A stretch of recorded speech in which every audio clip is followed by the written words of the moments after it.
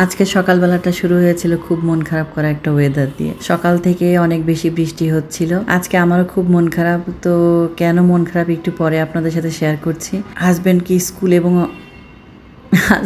School না, বাচ্চাকে school এবং হাজব্যান্ডকে অফিস বিদায় করার পরে আমি নাস্তা নিয়ে বসেছি। এখানে আলু ভাজি রুটি দিয়ে নাস্তা করছি। আর বলি আমার মন খারাপটা কেন, আমার বাচ্চার শরীরটা বেশি ভালো না। ওর কালকে থেকে একটু ডায়রিয়া না, ঠিক এটা আমাশার ভাব নিয়েছে। ডাক্তারের সাথে কথা বলার পরে ওকে ওষুধটা দিচ্ছি। ওষুধটা খাওয়ার পরে আমি অন্যান্য কাজ করতে যাব। এর মাঝখানে আমার কাজের মেয়েটা এসেছে। ও ফার্নিচার মোছা শুরু করেছে। পেটের সমস্যা হলে কি খাওয়াবো এটা নিয়ে খুব ভীষণ সমস্যার মধ্যে পড়ি। এমনিতেই সে খাওয়া দাওয়া করতে চায় না, আর বাচ্চার শরীরটা খারাপ থাকলে আসলে মায়েদেরও মন ভালো থাকে না। আমি জানি না, আমার কোনো কাজ হাতে উঠতে চায় না। আপনাদেরও এমন হয় নিশ্চয়ই। এখানে গতকালকে কিছু শপিং করেছিলাম, সেটা আপনাদের সাথে শেয়ার করলাম। এই ব্যাগটা নিয়েছিলাম 200 টাকা দিয়ে, কেমন হলো আমাকে একটু জানাবেন। আর কিছু সাদা কালো লেস কিনেছিলাম ড্রেসে লাগানোর জন্য। তো মোটামুটি এগুলো 30 টাকা পিস, 30 টাকা গজ নিয়েছে, আর কালোটা নিয়েছে হচ্ছে 35 টাকা। তো আমার যে কাজের মেয়েটা, ও এসে ফার্নিচারগুলো মোছা শুরু করেছে। আর এদিকে যেহেতু বাচ্চাকে কাঁচা কলা খাওয়াবো, তো দারোয়ান কাকাকে বলেছিলাম কাঁচা কলা এনে দিতে। কাঁচা কলা মুরগির মাংস দিয়ে রান্না করবো। আমি জানি না আপনারা কখনো কাঁচা কলা মুরগির মাংস দিয়ে খেয়েছেন কিনা। তো তারপরেও আমার কাঁচা কলাটা খাওয়ালে পেটটা ভালো থাকবে।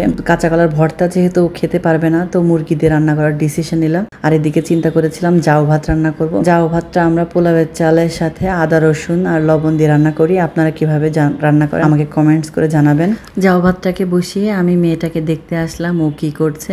একটু ফোন নিয়ে খেলছে, তো আমি ফোনটাকে নিয়ে নিলাম। নেওয়ার পরে ওর সাথে একটু কথা বলতে বলতে এদিকে এসে দেখি ভাত আমার উতলে চুলাটা নষ্ট হয়ে গিয়েছে। এই ভাত আর দুধ এগুলো উতলাতে সময় লাগে না, একটু চোখের আড়াল হলেই উতলে চুলা নষ্ট করে ফেলে। জাউ ভাতটাকে নামানোর পরে আমি এখানে মুরগিটাকে বসিয়ে দিলাম। আর এদিকে সংসারের টুকিটাকি কাজগুলো তো আছেই। আমার জিরা বাটা শেষ হয়ে গিয়েছে, তো আমি জিরাটাকে ব্লেন্ড করার জন্য ব্লেন্ডার মেশিনের মধ্যে ফ্রিজে রেখে দিব। এদিকে ধুয়ে আমি এটাকে ফ্রিজে রেখে দিলাম, যদি আমার মনে না থাকে ফ্রিজে এটা ভিজে থাকবে, নষ্ট হবে না। আমি গুঁড়া জিরাও খাই, আবার এটা কাঁচা জিরাও বেটে খাই। গতকাল আমি পেঁয়াজ বাটা করেছিলাম, ওগুলোকে ব্লেন্ড করে এই যে আইস কিউবের বক্সের মধ্যে রেখে দিয়েছি। এবার এই আইস কিউবগুলো ছাড়িয়ে একটা বক্সের মধ্যে রেখে দিব। তারপরে যখন প্রয়োজন হবে তরকারির মধ্যে 2-3 টুকরা 4-5 টুকরা যখন যেটা লাগে সেটা দিয়ে দিব। আজকে খুব ভীষণ বিরক্ত করছে মেয়েটা, যেহেতু শরীরটা ওর বেশি ভালো নয়, ও যে কোনো জিনিস নিয়ে জিদ করছে। তো তারপরেও রান্না তো করতে হবে, জীবন তো থেমে থাকবে না। আমি এদিকে মুরগিটাকে কষিয়ে নিলাম, কষিয়ে তারপরে কলাটাকে দিয়ে দিলাম। আজকে বেশি ঝাল দিইনি, একটু কম ঝাল দিয়েছি, একটু ফ্যাকাশে মতো দেখা যাচ্ছে তরকারিটা। কলাটাকে দিয়ে একটু ঢাকা দিয়ে তারপরে কষিয়ে আবার মুরগির ঝোলের পানিটা দিয়ে দিলাম। বেশিক্ষণ লাগবে না রান্না করতে।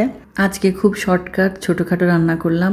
এইটা দিয়েই আজকে আমরা সবাই খাবার খাবো, এই মুরগি দিয়েই। আর গতকালকে যে খাবার দাবার আছে, মাছ আর ভাজি আছে, ওগুলো দিয়ে রাত্রে এসে আমার হাজব্যান্ড খাবেন।